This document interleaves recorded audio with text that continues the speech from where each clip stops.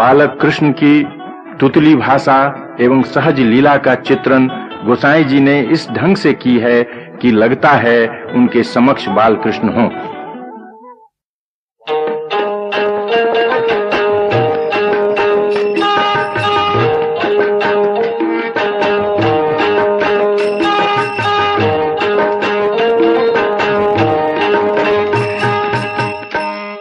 कहन लगे मोहन मैया मैया, कहन लगे मोहन मैया मैया।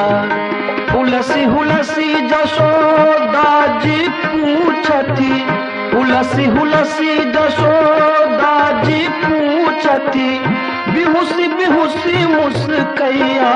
कहन लगे मोहन मैया मैया, कहन लगे मोहन मैया मैया।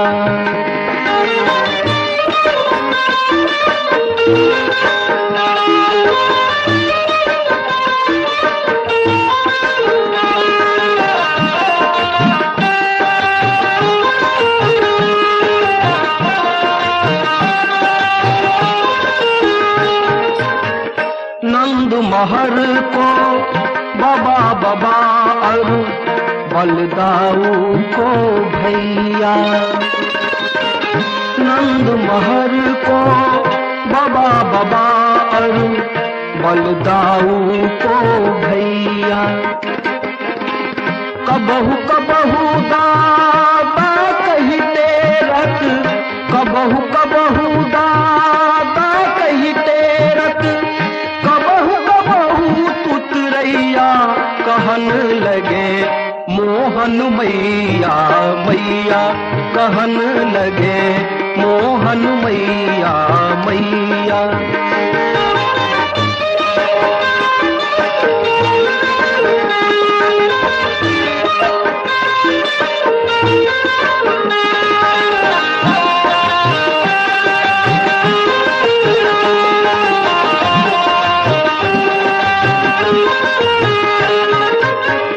बछड़न देखी लटुकी गही धावत, हिया हिया कही हिया।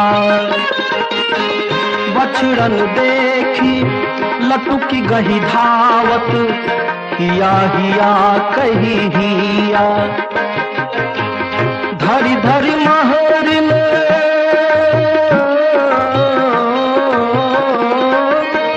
धरी धरी महरिन सिखलावत, धरी धरी कर महरिन सिखलावत।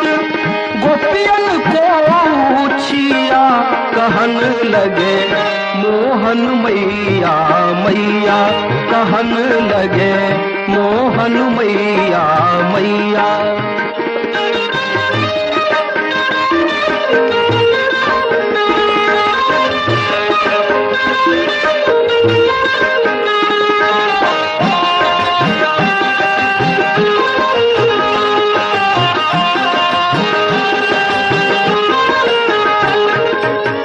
रही रही करी खोलत मुख पंकज, दतुली दुई दरसैया।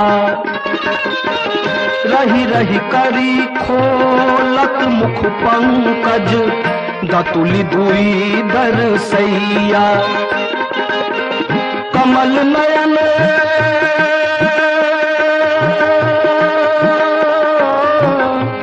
कमल नयन सिर ललित लतुरिया, कमल नयन सिर ललित लतुरिया। गोपियन लखी ललचैया कहन लगे मोहन मैया मैया, कहन लगे मोहन मैया मैया।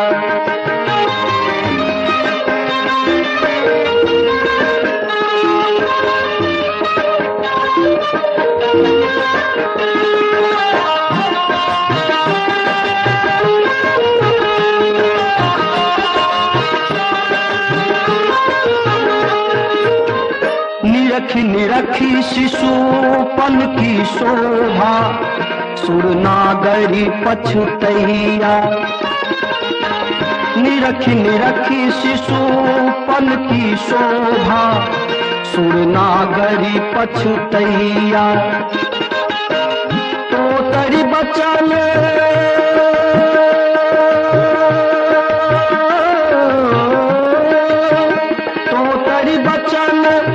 अकन शिवासर, तो तरी बचन अकन शिवासर। लक्ष्मीपति सुख पैया, कहन लगे मोहन मैया मैया, कहन लगे मोहन मैया मैया, कहन लगे मोहन मैया मैया। हुलसी हुलसी जशोदा जी पूछती, हुलसी हुलसी जशोदा जी पूछती। बिहुसी बिहुसी मुस्कैया, कहन लगे मोहन मैया मैया, कहन लगे मोहन मैया मैया, कहन लगे मोहन मैया मैया।